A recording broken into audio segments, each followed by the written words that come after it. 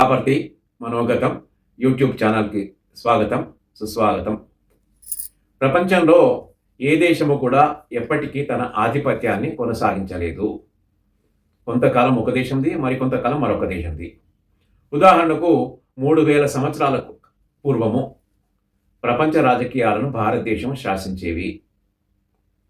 ప్రపంచంలో అన్ని దేశాలకు చెందిన విద్యార్థులు భారతదేశంలోని నలంద, తక్షశిల లాంటి విశ్వవిద్యాలయాల్లో చదువుకునేవారు.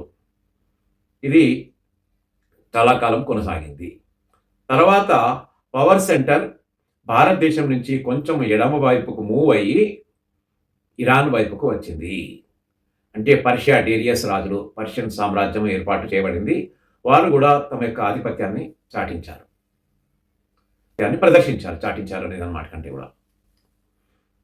అయితే తర్వాత ఒక 300-400 సంవత్సరాల తర్వాత పర్షియా కూడా తన యొక్క ఆధిపత్యాన్ని కోల్పోయింది. పర్షియా నుంచి మరొకొంత ఎడమ వైపుకి అంటే ఇరాక్ వైపుకు మూవ్ అయింది. ఇరాక్లో మెసపటోమియన్ సామ్రాజ్యము ప్రపంచ రాజకీయాలను కేంద్రంగా చేసుకున్నాయి. అలా ఒక 300-400 సంవత్సరాల తర్వాత ఇరాక్ నుంచి మరికొంత ఎడమ వైపుకు మూవ్ అయ్యి టర్కీ వైపుకు వచ్చాయి. టర్కీ తన యొక్క ఆధిపత్యాన్ని చాలా కాలం కొనసాగించింది. అప్పటికి ఇస్లాం సామ్రాజ్యం స్థాపించబడింది. టర్కీ ప్రపంచ ఇస్లామిక్ రాజకీయాల్లో తన యొక్క పలుకుబడిని చాలా కాలం కొనసాగించింది. అటు తర్వాత టర్కీ వైపు నుంచి మరి కొంచెం ఎడమవైపోతే ఇటలీ తన యొక్క ఆధిపత్యాన్ని బాగా ప్రదర్శించింది. క్రిస్టియానిటీకి కేంద్రంగా మారింది వాటికన్ సిటీ. తర్వాత కొంతకాలం తర్వాత మరికొంత ఎడమవైపుకు పోయి గ్రీస్, పోర్చుగల్ కంట్రీ మరియు స్పెయిన్ కంట్రీ. అంటే భారతదేశానికి బ్రిటిష్ వాళ్ళ కంటే ముందు పోర్చుగీస్ వాళ్ళు వచ్చారు. స్పెయిన్, పోర్చుగీస్ తన యొక్క ఆధిపత్యాన్ని కొంతకాలం కొనసాగించింది. తర్వాత మరికొంత ఎడమ వైపుకు పోతే బ్రిటన్, ఫ్రాన్స్ ఒక 200 సంవత్సరాల పాటు తమ యొక్క ఆధిపత్యాన్ని ప్రపంచం పైన చూపించింది. పూర్తిగా ఏషియా వైపు కావచ్చు, అట్లాగే అమెరికా వైపు కావచ్చు. తర్వాత సెకండ్ వరల్డ్ వార్ వరకు బ్రిటన్, ఫ్రాన్స్ తమ యొక్క దాదాగిరి నడిపాయి. సెకండ్ వరల్డ్ వార్ కంప్లీట్ అయిన తర్వాత పవర్ సెంటర్ బ్రిటన్ నుంచి, ఫ్రాన్స్ నుంచి మరికొంత ఎడం వైపుకు పోయి సముద్రము దాటి, అట్లాంటిక్ సముద్రం వైపు దాటి అమెరికా వైపుకు వచ్చింది. అమెరికా తర్వాత అంటే సెకండ్ వరల్డ్ వార్ కంటే ముందే కూడా ఒక రకంగా చెప్పాలంటే అమెరికా మోస్ట్ పవర్ఫుల్ కంట్రీగా ఎమర్జ్ అయింది. First world war, second world war మధ్యలో మరింత స్ట్రాంగ్ అయింది. ప్రపంచం అంతా పోతే ఆర్థిక మాంద్యంలోకి పోతే అమెరికా మాత్రం బాగా డెవలప్ అయింది. ఈ రకంగా యుఎస్ఏ, కెనడా బాగా స్ట్రాంగ్ అయ్యాయి. వారి యొక్క ఆధిపత్యానికి తిరుగు లేకుండా పోయింది. సరే, సెకండ్ వరల్డ్ వార్ కంటే ముందే అమెరికాతో పాటుగా జపాన్ కూడా తన యొక్క ఆధిపత్యాన్ని బాగా దర్శించింది.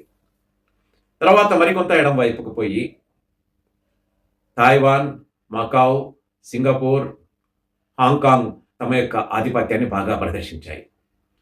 అంటే ప్రపంచ పర్ క్యాపిటల్ ఇన్కంలో కూడా బాగా డెవలప్ అయ్యాయి ఈ చిన్న దేశాలు 4 అయినా కానీ. 30 ఏళ్ల క్రితము మరికొంత ఎడం వైపుకు వచ్చి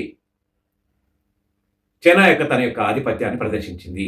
30 ఏళ్లలో ఆర్థికంగా, సైనికంగా, పారిశ్రామికంగా అన్ని రంగాల్లో కూడా చైనా యొక్క ఆధిపత్యం పెరిగింది. కానీ కరోనా తర్వాత 2-3 ఏళ్ల నుంచి చైనా తన యొక్క ఆధిపత్యాన్ని తగ్గుతూ వచ్చింది. చైనా తన యొక్క ఆధిపత్యం పూర్తిగా తగ్గిపోయిందని చెప్పవచ్చు. ఇక ఎడమ వైపుకు చైనాకు వస్తే నెక్స్ట్ ఛాన్స్ ఎవరికి? భారత్కు. మళ్ళా భారత్ 3000 సంవత్సరాల క్రితం ఏ స్థాయికి అయితే వచ్చిందో ఆ స్థాయికి రాగలిగే శక్తి సామర్థ్యాలు భారత్కు ఉన్నాయి. కాకపోతే భారతదేశం కూడా దృఢమైన, బలమైన దేశభక్తులతో, జాతీయవాదులతో కూడిన ప్రభుత్వం అండి.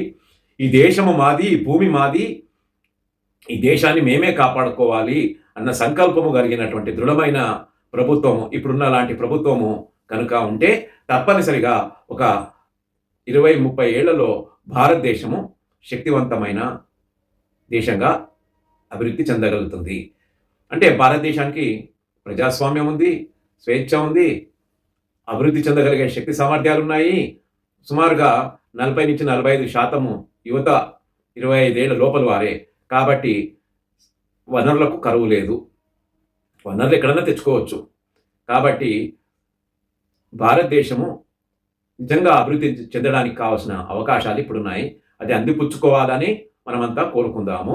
మళ్ళా భారతదేశం విశ్వగురువుగా మారుతుంది అని మనం అందరము నమ్ముదాము. ఆ దిశలో మనం ప్రయత్నం చేయవలసిన అవసరం ఎంతైనా ఉంది. అంటే ఈ దేశము మాది, మేము భారతీయులము అని భావించే వారందరికీ ఇది సంతోషకరమైన వార్త. మీరు ప్రపంచ రాజకీయాన్ని చూడండి, ఇది అవునో కాదో మీకే అర్థమవుతుంది.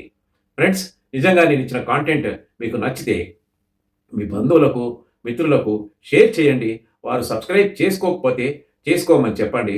తద్వారా మీరు నాకు, కాపర్తి టీంకు మరింత మంచి కాంటెంట్‌ని ఇవ్వడానికి అవకాశము ఇచ్చిన వారు అవుతారు. జై హింద్.